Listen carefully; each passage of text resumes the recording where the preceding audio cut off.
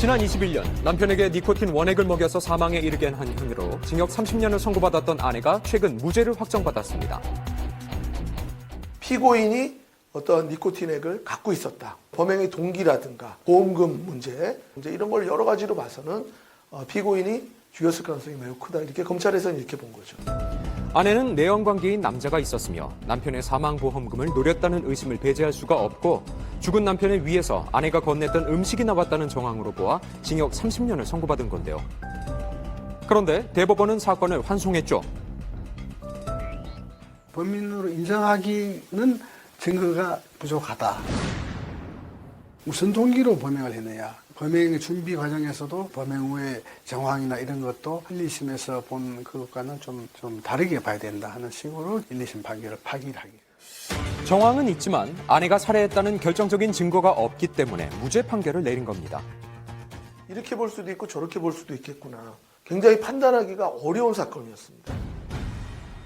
전체를 이렇게 바라봤을 때 고개를 좀 갸우뚱할 수 있는 그런 여지가 있는 사건이 아닌가.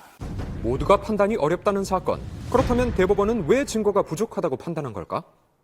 부검에도 적극적으로 응했고 이런 걸로 봐서는 피고인이 그 범행을 한 사람으로서의 어떤 그 태도라고 보기에는 좀 석연치 않다. 사건 현장에 남편에게 건넸던 물통이 그대로 남아있었다는 점과 부검에 적극적으로 응했다는 점.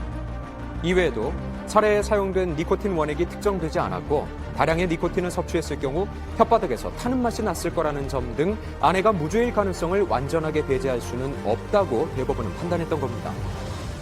본인이 극단적인 선택을 했든지 아내가 죽였든지 그런 내용인데 또 아내가 살해가 있다는 것을 확실하게 입증이 안 되니까 결국으로 자살의 가능성이 있는 거 아니에요.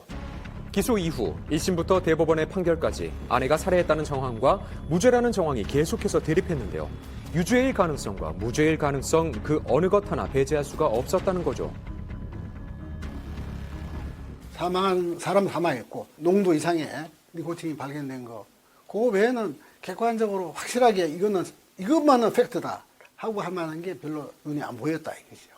결국 지난해 12월 24일 대법원은 무죄를 선고했던 원심의 판결을 확정했습니다. 그렇다면 새로운 증거가 나온다면 재심이나 재수사가 가능한 걸까? 살인 부분을 무죄를 선고받으면은 이거는 재심 사유도 안 되기 때문에 이거는 확정이 된 겁니다.